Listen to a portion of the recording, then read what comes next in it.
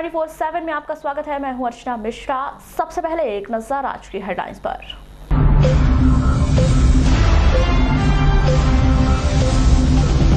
फसल का नहीं मिला मुआवजा, पलायन करने को मजबूर 1 सैकड़ा से अधिक किसान परिवार। समनापुर लामतर रूट पर बीते कई महीनों से काम बंद, अप्रैल 2020 तक ट्रेन शुरू होने की नहीं आसार। बोर्ड पैटर्न पर होगा 5वीं 8वीं का वार्षिक मूल्यांकन। 8 से 23 नवंबर के बीच निजी चिकित्सक देंगे हेल्थ वेलनेस सेंटर में सेवाएं, ग्रामीणों को मिलेगा इसका लाभ। घरेलू विवाद पर पत्नी ने पति पर डाला खौलता तेल, पति गंभीर। सिंचाई विभाग के कर्मचारियों से रूबरू हुए कर्मचारी, कांग्रेस पदाधिकारियों ने सुनी समस्या। मुस्लिम एजुकेशन एंड कल्चरल सोसाइटी ने 21 जोड़ों का करवाया निकाह। और अब खबरें विस्तार से। मध्य प्रदेश शासन के द्वारा फसल का मुआवजा नहीं दी जाने से कुम्हारी पंचायत के दर्जनों किसान अब काम की तलाश में पलायन की तैयारी कर रहे हैं। पूरा घटनाक्रम कुछ इस प्रकार से है कि 10 सितंबर को बालाघाट और सिवनी जिले में झमाझम बारिश की वजह से भीमगढ़ बांध के 10 गेट खोले जाने से जिला मुख्यालय से 5 किलोमीटर दूर कुम्हारी में जल भराव की स्थिति बन गई, जिससे सैकड़ों एकड़ फसल बर्बाद हो गई थी। किसानों के अनुसार फसल का सर्वे हुआ लेकिन मुआवजा नहीं मिला। ऐसे में काम की कमी से पलायन मजबूरी बन गई। फसल आई थी क्या बाढ़ में? हाँ आई थी ना सर। कितनी एकड़ की फसल? ये 5 एकड़। अच्छा ये बताइए कि क्या हुआ अभी फसलों का आपके? अभी पूरा नुकसान हो गया सर, और पूरी एक भी फसल नहीं है। अच्छा अब कैसा करेंगे? अब क्या करेंगे, बाहर जाएंगे कमाने खाने। तो मुआवजा वगैरह नहीं मिला क्या? नहीं मिला ना सर अभी तक। और मुआवजा मिल जाता तो थोड़ी सी राहत मिलती क्या? हाँ मिलती ना सर राहत। बिसानी जी कितनी एकड़ में फसल लगाए थे अपना? ये अपना हो गया 175 में। अच्छा ये बताए फसल हुई कि नहीं हुई आपका? फसल एक भी नहीं हुआ ना। क्यों? ये बाढ़ पीड़ित में सब डूब गया था यहाँ से। फसल नहीं हुआ एक भी। और मुआवजा वगैरह? मुआवजा नहीं मिला है तो पूरी फसल ही बर्बाद हो गई? हाँ पूरी फसल बर्बाद। अब कैसे करेंगे आप लोग? अब वही बाहर जाएंगे कमाने के लिए। अच्छा मुआवजा नहीं दी क्या अभी तक? अभी नहीं दिए ना। क्या लगता है मुआवजा देगी कि नहीं देगी सरकार? सरकार देने को तो बोली है, सरकार देंगी बोली है, तो मुआवजा मिला नहीं है। अभी डला नहीं खाते हम पैसे। कितना दिन हो गया अभी तक? जो हो 2-3 महीने हो गया ना, और 50-60 लोग चले गए। तो कारण क्या लगता है आपको? वही फसल बीमा, अब फसल ही नहीं हुई है, बर्बाद हो गया, तो गए कमाने के लिए। गांव के ही अन्य लोग बताते हैं कि वर्तमान समय में बमुश्किल मजदूरी करके जीवन यापन वे कर रहे हैं। ऐसे में गांव में भी काम नहीं मिला तो मजबूरी में महानगर काम के लिए जाना पड़ेगा। मेरे यहाँ तो करीबन आधी एकड़ में थी। क्या हुआ फसल का? वही क्षति हो गई बाढ़ पीड़ित के कारण में। मुआवजा नहीं मिला क्या? कुछ नहीं मिला। फिर कैसे करेंगे आप? बस यही है काम, मट्टी डालना है, कहीं डालना है, ऐसे निस्तार करना है परिवार का। अच्छा उससे अगर गुजारा नहीं होगा तो फिर बाहर जाएंगे फिर आप लोग? फिर तो बाहर जाना ही पड़ेगी, और क्या है 8-15 दिन चलेगी, उसके बाद तो घर पे रहना है, फिर बाहर जाना पड़ेगा। कितने एकड़ में फसल लगाए थे आप लोगों ने? 3 एकड़ के ऊपर में 3.5 एकड़। अच्छा ये बताइए क्या हुआ फसलों का अभी? फसल में क्या है, वो आधी फसल अभी नहीं हो रही है। क्यों? पूर आने से। अच्छा पानी में पूरा डूबा होता है? हाँ पूरा डूबा था। तो सर्वे हुआ कि नहीं हुआ आप लोग का? सर्वे हुआ है ना। तो मुआवजा नहीं मिला क्या अभी तक? नहीं। क्या लगता है उम्मीद है कि नहीं आप लोग को मुआवजा मिलेगी? उम्मीद तो है कि मिलेगी, कहीं की नहीं, थोड़ी बहुत हो रही है, हो गया कट्टी 2 कट्टी बस। हाँ वैसा हो रहा। चल जाएगा आप लोग का गुजारा इसमें? नहीं चलेगा जी। तो क्या बाहर जाएंगे फिर आप लोग? हाँ बाहर जाएंगे कमाने। कुमारी के सरपंच प्रतिनिधि संतलाल उपवंशी बताते हैं कि फसल खराब होने पर सर्वे कार्य किया गया, 240 किसानों की सूची तैयार की गई। इस तरह बाढ़ पीड़ित मकान क्षतिग्रस्त हुए हैं, जिसमें से 285 पीड़ित है। किसानों की रणनीति तो वही है कि बस मुआवजा मिल जाना था। अभी तक के मान के चलो कि पटवारी साहब से संपर्क हुआ पाना, तहसीलदार से, और तो 240 लोग की लिस्ट ऊपर चले गई है, सरकार को चले गई है। ये बात कलेक्टर साहब को मालूम है, एसडीएम को मालूम है, तहसीलदार साहब को मालूम है, मगर मुआवजा आज तक किसी का नहीं आया। वैसे क्षतिग्रस्त में 285 किसान हमारे यहाँ बाढ़ पीड़ित में क्षतिग्रस्त में हैं, और हमें आश्वासन भी मिला है कलेक्टर साहब का कि हेक्टर पीछे 30,000 रुपये का आश्वासन देके प्रभारी मंत्री आया था कमलेश जी पटेल, गुड्डा जायसवाल, हीना कावरे, उस समय भी बोले थे उनने मगर आज तक क्षति नहीं आई है। ऐसी स्थिति में किसान, पूरे किसान है, मान के चलो 285 किसान कुमारी के हैं, जिसके यहाँ कुछ लोगों के यहाँ तो नया चावल खाने के लिए नहीं है।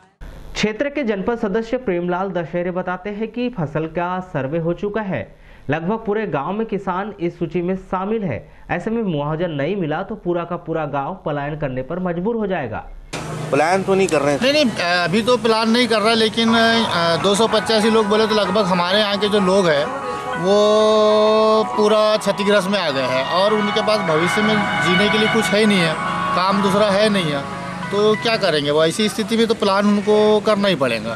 तो प्लान की स्थिति में तो है और शासन की तरफ से भी जो है कि उनको कोई सहायता नहीं दी जा रही है। अभी तक उनको मुआवजा मिल जाना था जो भी क्षतिपूर्ति राशि है शासन की तरफ से, लेकिन अभी तक जो है कि सरकार ने उनके ऊपर कोई भी ध्यान नहीं दिया है। क्या कदम रहेंगे आपके ऐसी स्थिति में? नहीं, अभी हमारे को तो आश्वासन मिला है। देखिए, हमने अपने पंचायत क्षेत्र से, जनपद स्तर से, जिला पंचायत स्तर से, तहसील स्तर तक पूरी सूची बना के और जो काम होता है, जो उसकी फॉर्मेलिटी होती है वो पूरी कर दी गई है।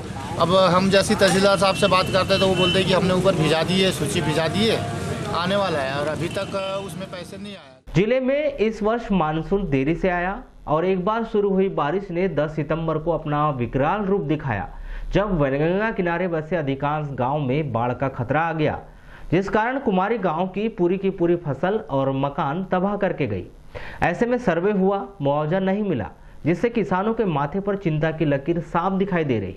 अब मुआवजा नहीं मिला तो घर कैसे चलेगा, परिवार पालने के लिए पलायन करना मजबूरी हो गया है। बालाघाट से पद्मेश न्यूज के लिए महेंद्र सिंह उइके की रिपोर्ट। गोंदिया बालाघाट जबलपुर ब्रॉडगेज परियोजना अप्रैल 2020 तक शुरू होने के आसार दिखाई नहीं दे रहे। इसके पीछे मुख्य वजह समनापुर से लामता के बीच ट्रैक पर काम शुरू नहीं होना बताया जा रहा है। जानकारी के अनुसार बीते 6 महीने से इस ट्रैक के पर पूरी तरह से काम बंद है और आगामी दिनों तक काम शुरू होने की कोई संभावना भी नहीं जताई जा रही। इसके पीछे बड़ी वजह पूर्व के रेलवे ठेकेदारों का काम छोड़ना और नए काम के लिए निविदा निकाला जाना बताया जा रहा है। जो ब्रॉडगेज वाला काम जो है, ये ब्रॉडगेज काम को हमको ऐसा लगता नहीं कि जो समय अवधि जो उन्होंने दिया है कि जनवरी तक के चालू हो जाएगा, अभी वहाँ पर जब अर्थवर्क ही कंप्लीट नहीं हुआ, जब अर्थवर्क कंप्लीट नहीं हुआ तो अभी गिट्टी और पात बिछाने का काम तो बहुत बड़ी बात है। मुझे ऐसा लगता है कि ये जो गति जो दिख रही है, जो काम बंद पड़ा हुआ है, ऐसी स्थिति में 2 साल तक काम पूरा नहीं होगा, इस टाइप का लग रहा है। और हमको ऐसा लगता है कि हमको ब्रॉडगेज में बैठने का सौभाग्य मिलेगा। सरकार के पास बजट है, पैसा दिया हुआ है। जो जानकारी लगी कि वहाँ पर जिनने ठेकेदार ने जो ठेका लिया था और वो ठेकेदार की डेथ होने के बाद में काम प्रभावित हुआ है, जबकि नैनपुर से लामटा तक के ट्रेन चालू होने की स्थिति में है और मतलब ट्रायल इंजन वहाँ चल रहा है, माल के डिब्बे चल रहे हैं जिससे गिट्टी लाना हो रहा है, परंतु लामटा और समनापुर के बीच वहाँ स्थिति ऐसी नहीं लग रही है कि वो मतलब अभी सालों अब उसका चलेगा।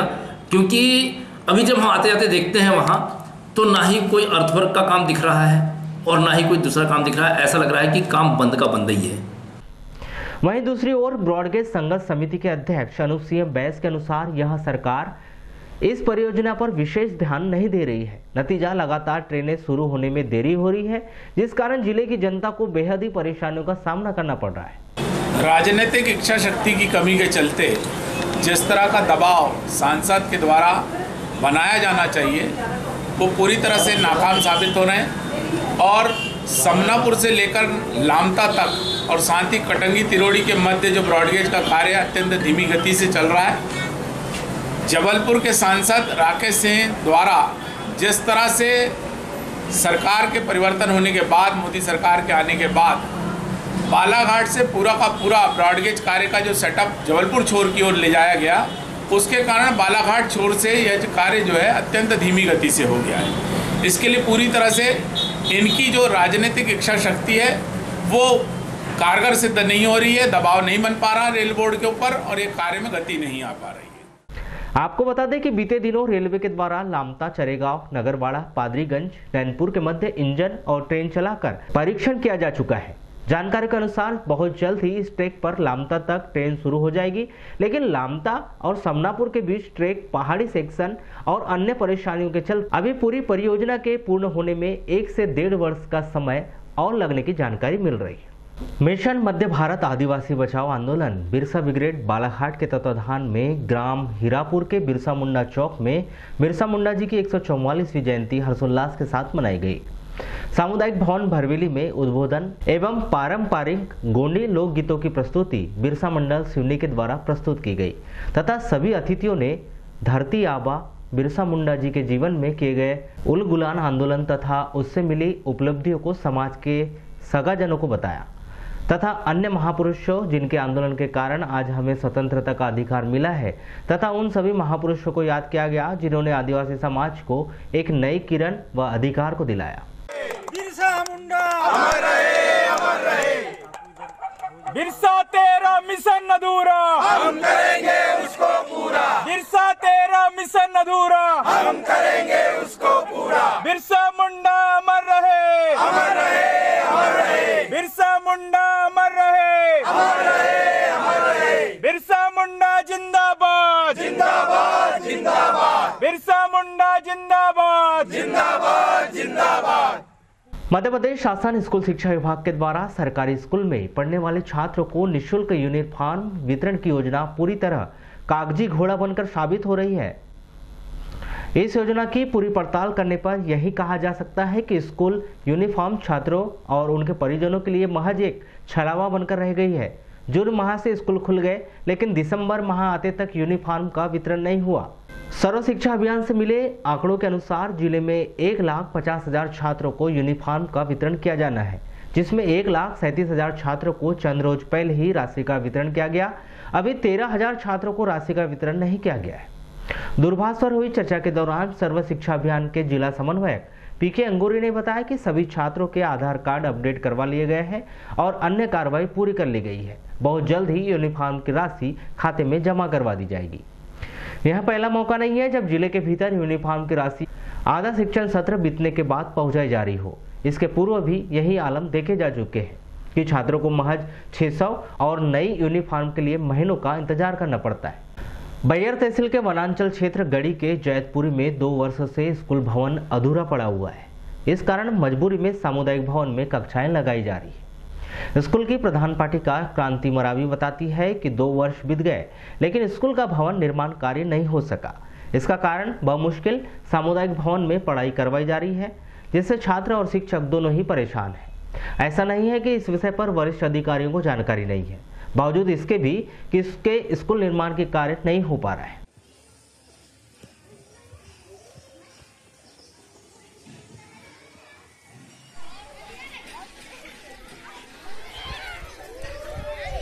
समस्या वही है, सब स्कूल नहीं है, क्लास सही ढंग से नहीं लग पाते, पूरी क्लासें नहीं होती। अभी आप क्लास कहाँ पर लगा रहे हैं? सामुदायिक भवन में लगा रही सर। तो आपके यहाँ जो बिल्डिंग बन रही है जी, ये लगभग कितने सालों से मतलब अधूरा है? 2 साल से पहले से बन रहा है। तो आपने सरपंच से बात नहीं की है? सरपंच से तो कई बार बात करी मैंने सर। क्या जवाब देते हैं? हाँ बोलता है बना देंगे, ठीक है बोलता है, पूरा करवा देते हैं। नहीं बीआरसी को तो मालूम है। उन्होंने क्या बोला? उनसे ही बोली थी मैंने बीआरसी से, तो बोले कि ठीक है मैं देख लवाता हूँ, सरपंच से बात करवाता हूँ तो जल्दी पूर्ण करवा देता हूँ। कितने साल से समस्या है मैडम? 2003 से मतलब स्कूल नहीं है तो सर हम लगा रहे हैं। लेकिन शासन आदिवासी क्षेत्र होने की वजह से बैयर बिरसा परसवाड़ा में प्रतिवर्ष लाखों रुपए भवन और अन्य सुविधाओं के नाम पर खर्च करती है, लेकिन मैदानी स्तर पर इसका किस तरह से क्रियान्वयन हो रहा है, इसका एक उदाहरण जैतपुरी का स्कूल है। देखना अब यह है कि 2 वर्ष से अधूरा पड़ा हुआ यह स्कूल कब तक पूरा हो पाता है। लालबना के स्थानीय पशु चिकित्सालय में 16 नवंबर से जारी विकास खंड स्तरीय गोपाल पुरस्कार प्रतियोगिता का 17 नवंबर को दोपहर 12 बजे समारोह पूर्वक समापन किया गया। प्रतियोगिता में शामिल गाय व भैंस वंश को फूलमाला पहनाकर पूजा की गई और पशु मालिकों का तिलक लगाकर स्वागत किया गया। अतिथियों के हस्ते प्रतियोगिता में शामिल विजेता पशु मालिकों को शील्ड व प्रमाण पत्र प्रदान कर पुरस्कृत किया गया। 2011-12 से माननीय शिवराज चौहान जी ने कृषि को, खेती को लाभ का धंधा बनाने के लिए योजना प्रारंभ की थी, क्योंकि किसानी से, कृषि कार्य करने से ही अपने आय में बढ़ोतरी नहीं होगी। उसके साथ साथ पशुपालन को, मुर्गी पालन को, बकरी पालन को बढ़ावा दे करके हम आय अपना बढ़ा सकते हैं। तो हमारे पशुपालक भाइयों के लिए एक प्रतियोगिता का आरंभ किया, जिसका नाम गोपाल पुरस्कार दिया, जिसके माध्यम से एक प्रतिस्पर्धा की भावना होगी और हम अपने पशुओं को पालकर अच्छे दूध उत्पादन करेंगे। वारासिवनी नगर स्थित पशु चिकित्सालय वारासिवनी में 16 नवंबर से प्रारंभ गोपाल पुरस्कार योजना कार्यक्रम का समापन 17 नवंबर को समारोह पूर्वक किया गया। कार्यक्रम में गोपाल पुरस्कार योजना के संबंध में विस्तार पूर्वक बताया गया, जिसमें गौवंशीय में वारासिवनी निवासी महादेवपुरी थारपारकर नस्ल की गाय ने 7.800 किलोग्राम प्रतिदिन दूध देकर प्रथम स्थान प्राप्त किया। इसी प्रकार थाने गांव निवासी नंदकिशोर पिछड़े की थारपारकर नस्ल की गाय ने 5.330 किलोग्राम प्रतिदिन दूध देकर द्वितीय स्थान, सोनचरा निवासी लोकेश हनवत की थारपारकर नस्ल की गाय ने 4.380 किलोग्राम प्रतिदिन दूध देकर तृतीय स्थान प्राप्त किया। ये 3 दिन का शिविर भी है, प्रशिक्षण भी है। हम किसानों को गोपालों को सिखाते भी हैं क्या फीडिंग करें, जैसे कि पूरी सामने होता है क्या फीडिंग करें, कैसे खिलाएं, कैसे हम देसी नस्लों को बढ़ावा देना भी है, बढ़ावा देना भी है, उसमें उन्नयन करना भी है, कैसे लोगों को पशुपालन की तरह प्रेरित करना भी है, जागरूक करना भी इस कार्यक्रम का मुख्य उद्देश्य है। पुरस्कार तक सांत्वना है कि पुरस्कार के माध्यम लोग आए, पर मेन शासन की मंशा है कि हमारे देश में, हमारे प्रदेश में किसानों की रुचि पशुओं में बढ़े और जिस तरह से कहीं ना कहीं पशुपालन की रुचि लोगों कम हो रही है। तो मैं खुद देख रहा हूँ मेरे गांव में, जैसे हमारे गांव में पहले गाय की हुआ करते थे, भैंस की हुआ करते, कहीं ना कहीं कमी होती आ रही है। मेरे चाचा ने गांव की 3 गाय हमारे यहाँ भेज दी। भारत के प्रधानमंत्री की योजना है कि 2022 तक हमारे देश का किसान की आय दुगनी होना चाहिए। दुगनी आय को लेकर के सरकार सारी प्रक्रियाएं अपना रही है और सारी योजनाएं अपना रही है। इसीलिए एक जिले में, पूरे मध्य प्रदेश में आत्मा परियोजना काम कर रही है। आत्मा परियोजना में 5 प्रमुख विभागों को जोड़ा गया है, जिसमें कृषि विभाग, पशु चिकित्सा विभाग, रेशम विभाग, मछली विभाग, और इन सभी 5 विभागों को लेकर के किसानों के बीच में सारी योजनाओं को प्रत्यारोपित किया जा रहा है, जिससे किसानों की आय दुगनी हो। लोग गाय शिक्षा के अधिकार अधिनियम के तहत शासन स्तर पर हुए बदलाव के तहत कक्षा 5वीं एवं कक्षा 8वीं का वार्षिक मूल्यांकन बोर्ड पैटर्न पर किया जाना है, लेकिन अब भी इस खबर से छात्रों के परिजन अनजान हैं। शासन के निर्देशों के तहत अब शिक्षा विभाग छात्रों के परिजनों को पत्र लिखकर इस विषय में जानकारी देगा। इस संदर्भ में दूरभाष पर चर्चा के दौरान बीआरसी नरेंद्र राणा ने बताया कि कक्षा 5वीं और 8वीं का वार्षिक मूल्यांकन बोर्ड पैटर्न पर होगा, जिसकी जानकारी अब तक काफी छात्रों के परिजनों को नहीं है, जिन्हें इस वस्तु स्थिति से अवगत कराने के लिए पत्र के माध्यम से सूचित किया जाएगा। 10 नवंबर से उत्कृष्ट स्कूल मैदान में खेली जा रही लेदर बॉल क्रिकेट प्रतियोगिता के फाइनल मैच में रविवार को जिला पुलिस टीम ने आरसीसी क्लब बालाघाट पर जीत दर्ज कर विजेता बनी। मैच में पहले बल्लेबाजी करते हुए पुलिस 11 ने निर्धारित 20 ओवरों में ताबड़तोड़ 234 लक्ष्य दिया। जवाबी पारी खेलने उतरी आरसीसी की शुरुआत अच्छी नहीं रही। हालांकि मध्यक्रम की सूझबूझ से बल्लेबाजी की, लेकिन पहाड़ जैसे विशाल लक्ष्य का पीछा करने उतरी महज 128 रन ही बना सकी। फाइनल मैच में मुख्य अतिथि के रूप में IG Balaghat range KP Venkateshwar Rao और कलेक्टर दीपक आर्य उपस्थित रहे। इस दौरान आईजी श्री वेंकटेश्वर राव ने विजेता टीम और उप विजेता टीम दोनों को बधाई दी और भविष्य में ऐसे आयोजन कराए जाने की बात कही। पुलिस टीम को मेरी तरफ से शुभकामनाएं हैं, बहुत बड़ी शुभकामनाएं हैं। ये सही है कि आपने बोला कि पुलिस टीम को कोई हरा नहीं सकता, ये सही है। और जो फिटनेस हमारा हाई लेवल पर रहता है, तो डेली हमारी पुलिस टीम से डेली प्रैक्टिस करती है, मानिए 1 घंटा मैचेस भी मेरे ख्याल से लगातार किया। और आपको मैं ये टूर्नामेंट को ऑर्गेनाइज किया, मेरे ख्याल हर साल करते होंगे आप, ये इस तरह की टूर्नामेंट करने से कि कॉम्पिटिटिव स्पिरिट बना रहता है।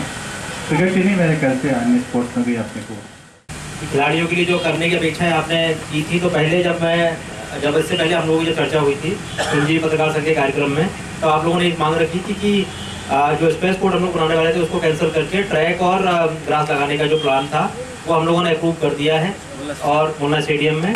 और उसमें एजेंसी, क्योंकि सरकारी उसमें एजेंसी का एक चक्कर होता है, तो एजेंसी, मैंने सरकारी एजेंसी को बोला है, खेल जो अपने खेल अधिकारी जो हैं जिले के, वो उसमें काम कर रहे हैं। और मुन्ना स्टेडियम शायद मुझे खबर लगी है अभी कि कैमरे भी लगाए जा चुके हैं, तो उसमें कैमरे भी लगाए जा चुके हैं। और इसमें यदि कोई एजेंसी, मैं फिर से बोल रहा हूँ, यदि कोई एजेंसी आपके पास अगर अच्छी है तो आप बता दीजिए।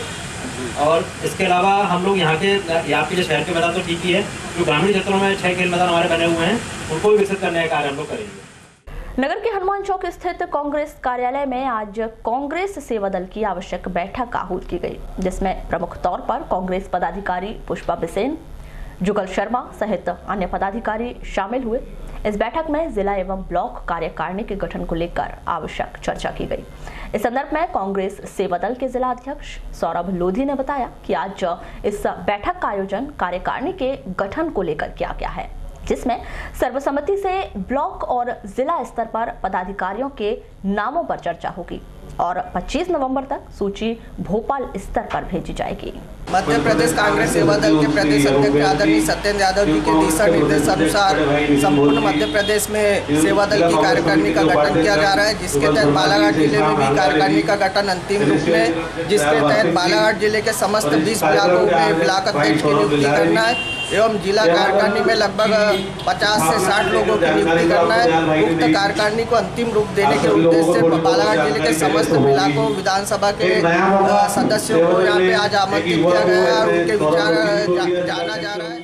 कलेक्टर दीपक आर्य के अनुरोध पर निरोगी काया अभियान के अंतर्गत MPW तथा ANM से रेफर केसों को चिकित्सक से उपचार कराना है। इसमें जिले के IMA के चिकित्सकों द्वारा दिनांक 18 से 23 नवंबर तक जिले के 29 हेल्थ एंड वेलनेस सेंटर में रोस्टर के आधार पर अपनी निःशुल्क सेवाएं देंगे। सभी प्राइवेट चिकित्सकों की प्राथमिक स्वास्थ्य केंद्र एवं चिन्हित हेल्थ एंड वेलनेस सेंटर आवंटित कर दिए गए हैं। इसके लिए मुख्य चिकित्सा एवं स्वास्थ्य अधिकारी को निर्देश दिए गए हैं कि वे अपने अधीनस्थ खंड चिकित्सा अधिकारियों द्वारा उक्त दिनांक में आवश्यक दवाएं, उपकरण, फार्मासिस्ट एवं स्टाफ नर्स की उपस्थिति सुनिश्चित करें और 1 दिवस पूर्व आशाओं को ड्यू लिस्ट उपलब्ध कराकर मरीजों का पहुंचाना सुनिश्चित करें और चिकित्सकों को संस्था में पहुंचने पर निर्धारित प्रपत्र उपलब्ध करवाएं। कार्य समाप्ति के उपरांत किए गए कार्य की MO पोर्टल को दर्ज कराएं। शहर के गोंदिया रोड स्थित कोसमी पंचायत में बैटरी से चलने वाला वाहन पलट गया। घटना के समय वाहन में लकड़ी भरी हुई थी। समय रहते वाहन चालक ने सूझबूझ दिखाई, जिससे बड़ी दुर्घटना टल गई। स्थानीय जनों की मदद से वाहन को हटाया गया। रविवार को मध्य प्रदेश कांग्रेस द्वारा सिंचाई विभाग के कर्मचारियों की बैठक आहूत की गई, जिसमें विभिन्न मुद्दों पर चर्चा की गई। सिंचाई विभाग के कर्मचारी फातिमा खान ने बताया कि बैठक का मुख्य उद्देश्य कर्मचारी संघ के पदाधिकारियों को विभाग के कर्मचारियों की समस्या बताना था। जो हमारी काफी लंबे समय से बहुत सारी मांगे हैं, जो पिछली सरकार ने हमें काफी परेशान किया है और हमारी मांगे पूरी नहीं हो सकी है। इसके लिए हम लोग चर्चा भी करना चाहते थे, जैसे कि सेवानिवृत्त के आयु के संबंध में 60 से 62 लोगों का पहले लोगों का किया है और हम लोग का नहीं हो पाया है, और पेंशन के संबंध में, वेतन विसंगति के संबंध में, ऐसी बहुत सारी चीज़ें जिसके लिए हम प्रयास करेंगे। कर्मचारी कांग्रेस के जिला अध्यक्ष सजल मस्की ने बताया कि बैठक के दौरान सिंचाई विभाग के कर्मचारियों की पेंशन सहित अन्य मुद्दों पर विस्तार से चर्चा की गई। आज जल संसाधन विभाग के कर्मचारियों की समस्याओं को लेकर आज बैठक आयोजित की गई थी, जिसमें वेतन विसंगतियाँ और नई पेंशन जो इनको अभी लागू है उनको हटाते हुए पुरानी पेंशन योजना लागू करने और सेवानिवृत्ति आयु समस्त विभाग की 60 से 62 वर्ष की जा चुकी है, लेकिन जल संसाधन विभाग के स्थायी कर्मी और अन्य कर्मियों की सेवानिवृत्ति आयु 62 नहीं की गई है, जिसको लेकर आज ज्ञापन भी इनके द्वारा संगठन को प्राप्त हुआ है। हर साल की तरह इस साल भी ईद मिलादुन नबी के मुबारक मौके पर Muslim educational and cultural society Balaghat की जानिब से इज्जत माई शादी का इंतजाम किया गया। रविवार को अंजुमन शादी हॉल में आयोजित इस इज्जत माई शादी में सोसाइटी की जानिब से 21 मुस्लिम नवयुवक युवतियों जोड़ों का निकाह इस्लामी रस्म और रिवाज के साथ कराया गया। साथ ही निकाह कबूल करने वाले तमाम मुस्लिम जोड़ों को सोसाइटी की जानिब से उपहार स्वरूप घर गृहस्थी की सामग्रियों का वितरण किया गया। अंजुमन शादी हॉल में रविवार को आयोजित इस इज्जतमय शादी की शुरुआत बारात रवानगी के साथ की गई। यह बारात अंजुमन शादी हॉल से बैहर चौकी होते हुए शहर के विभिन्न चौक चौराहों में गश्त लगाते हुए वापस अंजुमन शादी हॉल पहुंची, जहां सोसाइटी द्वारा इस्लामी रस्मों रिवाज के अनुसार 21 मुस्लिम जोड़ों का निकाह संपन्न करवाया गया। लालबर्रा मुख्यालय से लगभग 8 किलोमीटर दूर राज्य मार्ग क्रमांक 26 पर ग्राम पंचायत नेवरगांव व ग्राम पौंडी के मध्य स्थित पानी टंकी के पास 17 नवंबर को शाम 6:30 बजे अज्ञात वाहन की टक्कर से बोट्टा बांद्री निवासी 35 वर्षीय युवक आशीष बिसेन गंभीर रूप से घायल हो गया, जिसे स्थानीय ग्रामीणों के द्वारा तत्काल 108 एम्बुलेंस की मदद से सामुदायिक स्वास्थ्य केंद्र लालबर्रा लाया गया, जहां प्राथमिक उपचार के बाद जिला अस्पताल रेफर कर दिया गया। पद्मेश से चर्चा में बोट्टा निवासी अंकित बिसेन ने बताया कि आशीष बिसेन अपनी मोटरसाइकिल से बोट्टा से ग्राम पोंडी जा रहा था। उसी दौरान किसी अज्ञात वाहन के चालक ने उसे ठोकर मार फरार हो गया। गाड़ी से एक्सीडेंट हो गया, कुछ काम से जा रहे थे बोट्टे से पोंडी, उसी बीच में एक्सीडेंट हो गया। तो आपको कैसे जानकारी लगी? फोन द्वारा। तो अभी कहते क्या चोटें वगैरह? चोट वगैरह तो बस पैर में फ्रैक्चर वगैरह बताए, मैं फिर कॉल जानकारी लगी कि ऐसे एक्सीडेंट हो गया। लगभग कितने समय की घटना? लगभग आधा घंटा, 6:30। हाँ लगभग 6:30 टाइम। तो घरेलू विवाद के कारण एक पत्नी ने अपने पति पर खौलता तेल डाल दिया, जिसे गंभीर स्थिति में जिला अस्पताल में इलाज के लिए भर्ती कराया गया है। मिली जानकारी के अनुसार शहर के सोगापंथ गली निवासी राजा जुडियानी ने 5 वर्ष पहले खुशी यादव नामक युवती से प्रेम विवाह किया। दोनों का एक बेटा भी है। पति पत्नी के बीच आए दिन विवाद होते रहता है। इसी बीच 17 नवंबर को विवाद इतना ज्यादा बढ़ गया कि सुबह 6 बजे खुशी ने अपने पति राजा पर खौलता तेल डाल दिया, जिसे गंभीर स्थिति में इलाज के लिए जिला अस्पताल में भर्ती कराया गया है। परसवाड़ा अंतर्गत ग्राम ठेमा में कुएं से मोटर लगाकर पानी निकालने के लिए पहुंचे ग्रामीण ने कुएं पर उतराते हुए एक शिशु भ्रूण को देखा, जिसके बाद सारे ग्राम में सनसनी फैल गई। जानकारी के अनुसार ग्राम ठेमा के वार्ड क्रमांक 4 के निवासी पिंकू पटले के घर के पीछे बने कुएं पर सुबह 8 बजे पानी निकालने के लिए मोटर लगाने के लिए पहुंचे ग्रामीणों ने जब कुएं में मोटर लगाए जाने के दौरान कुएं के अंदर पानी में कुछ तैरते हुए देखा, जिसके बाद मौके पर उपस्थित ग्रामीणों ने थाना परसवाड़ा पहुंचकर पुलिस को सूचना दी, जिस पर मौके पर पहुंची परसवाड़ा पुलिस ने ग्राम ठेमा पहुंचकर त्वरित पंचनामा कार्रवाई करते हुए कुएं से गल डालकर शिशु भ्रूण को बाहर निकाला। इस दौरान उपस्थित ग्रामीण महिलाओं से पूछताछ पर जानकारी मिली कि कुएं में मिला शिशु भ्रूण बालिका का भ्रूण है।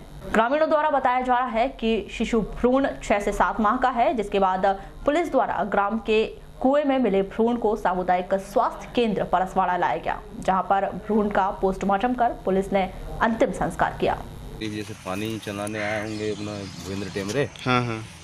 तो क्या है, फिर उनने कोटवार को बताया होगा कि यहाँ एक तो जैसे एक बच्चा है पानी में उपला हुआ है।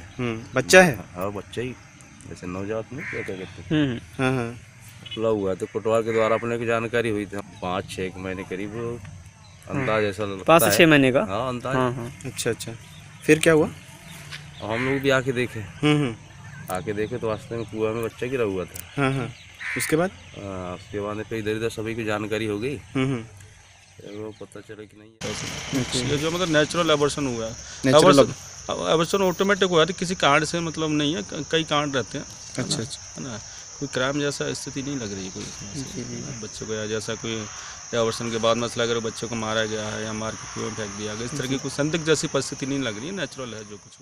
लालबर्रा नगर मुख्यालय के हाई स्कूल मैदान में डीसीए लालबर्रा के तत्वाधान में गत 10 नवंबर से जारी Ashwatthama cup tennis ball cricket प्रतियोगिता के 8वें दिन 17 नवंबर को 2 मैच संपन्न करवाए गए। प्रतियोगिता का पहला सेमीफाइनल मैच में डीसीए लालबर्रा ने बहिया टिकुर को हराकर फाइनल में प्रवेश किया। वहीं तीसरे राउंड के द्वितीय मैच में उगली ने पनपिहरी को हराकर सेमीफाइनल में प्रवेश किया।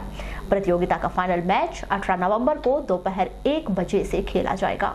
बुलेटिन के अंत में एक बार फिर नजर डालते हैं आज की हेडलाइंस पर।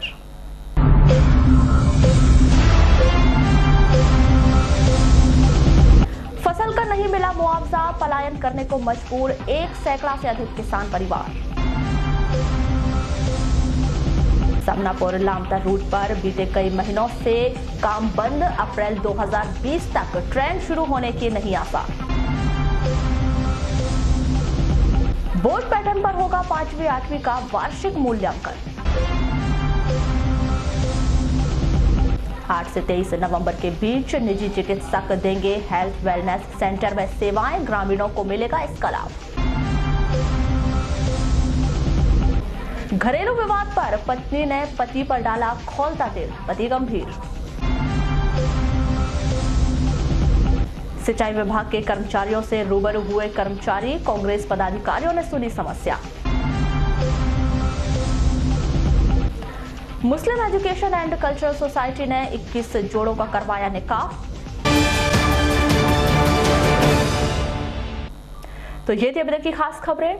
अगले न्यूज बुलेटिन के साथ फिर मुलाकात होगी, तब तक के लिए नमस्कार।